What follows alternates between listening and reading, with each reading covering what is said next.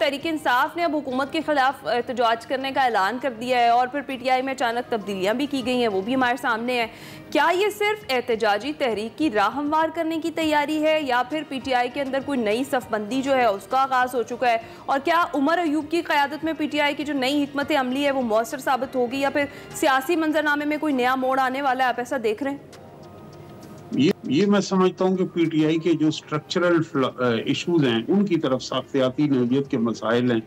اب ایک وہ لیڈر ان کے جیل میں، اور جو جیل سے باہر لوگ ہیں جو انہی کے نامزد کردہ ہیں، ان پہ ان کو ٹرسٹ نہیں ہے۔ ایک تو حکومت کا حصہ ہیں جو کے پی کے میں ابھی آپ نے بتایا اپنے انٹرو میں کہ علی امین گنڈا پور، ظاہر ہے انہیں احتجاج کی تحریک سے ہٹ کے وہاں وہ چیف منسٹر ہیں تو گورنمنٹ پہ فوکس کرنا چاہیے، احتجاج میں شرکت ضرور کرنی چاہیے لیکن اس کا روح رواں نہیں ہونی چاہیے۔ پھر دوسرا ان کا یہ ہے کہ جو ان کی پارلیمنٹ کے اندر اپوزیشن ہے، لیڈر آف دا ہاؤس ہے، اور تیسرا وہ ہے کہ جو ان کی وکیلوں کی ٹیم ہے، اور چوتھے وہ ہے کہ جو ان کی بہنیں اور ان کی اہلیہ۔ یہ 5 فریق ہیں کہ جن کے اندر ہمیں ایک ٹینشن یا فرکشن نہ دکھائی دیتی ہے۔ اور یہاں عمران خان صاحب کو ڈائنیسٹک ماڈل جس کو اپوز کرتے رہے ہیں اس کا نقصان بھی ہو رہا ہے کہ دیکھیں جب ذوالفقار علی بھٹو پہ یہ وقت آیا تو نصرت بھٹو کی پہلے آئی، اور سارے ورکرز اور ٹاپ لیڈرشپ جو نصرت بھٹو کے ساتھ ہے وہ بھٹو کا وفادار ہے، جو نہیں ہے وہ دوسرے ایجنڈے پہ۔ پھر بے نظیر آ گئی۔ اسی طرح میاں نواز شریف پہ جب یہ وقت آیا تو محترمہ کلثوم نواز، پھر مریم نواز۔ یہاں اب یہ ہے کہ ان کا ڈائنیسٹک ماڈل نہیں ہے تو ان کی اہلیہ اور ان کی بہنیں وہ ان کا درد سمجھا جا سکتا ہے، اور وہ عمران خان کے ساتھ مخلص بھی ہیں، لیکن ان کا کوئی پولیٹیکل، ان کو یہ بھی نہیں پتا کہ کیا بات میڈیا میں کرنی ہے، اس کا امپیکٹ کیا ہوگا۔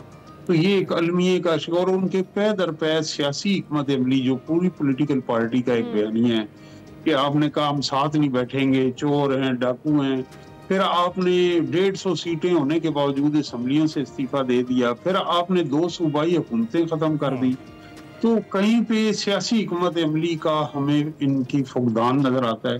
تو اب وہ جیل کے اندر ہیں، انہیں سوچنا بھی چاہیے کہ کیا غلطی ہیں، اور پارٹی کی تنظیم میں بھی ایشوز ہیں، لیکن وہ یہ ہے کہ ایک مقبول اور ملک گیر جماعت ہے، اس سے ہم انکار نہیں کر سکتے۔ پروفیسر صاحب، آج 190 ملین پاؤنڈ کیس کی سماعت ہے، تو اس حوالے سے بتائیے گا کہ بیرسٹر گوہر کہہ چکے ہیں کہ اس حوالے سے جو ہے بانی پی ٹی آئی کی رہائی آج ممکن ہے، آج ہی کی تاریخ انہوں نے دی تھی، تو اس پر آپ کیا کہیں گے؟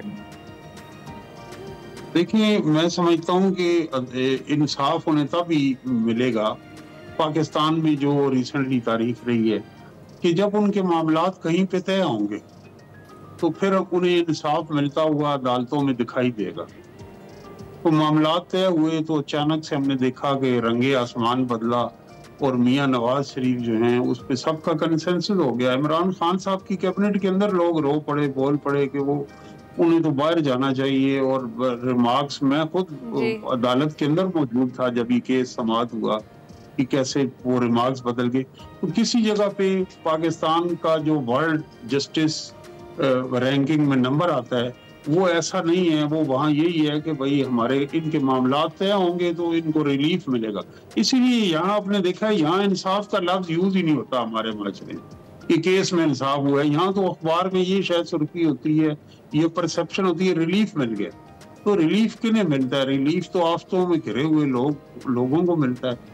تو یہاں انصاف کے بجائے ریلیف ہے، اور یہاں عدل کے بجائے ڈیل ہے۔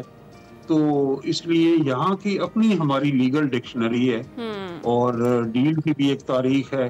بہادر شاہ ظفر پہلے آخری حکمران تھے، اور جدید تاریخ میں پہلے ہمارے لیڈر تھے مغلیہ بادشاہ جن ڈیل کا لفظ شروع ہوا، اور وہ رنگون گئے، اور ان کی خط و کتابت بھی ہے کہ میرا اس میں گزارا نہیں ہوتا، اتنے نوکر اور دیے جائیں۔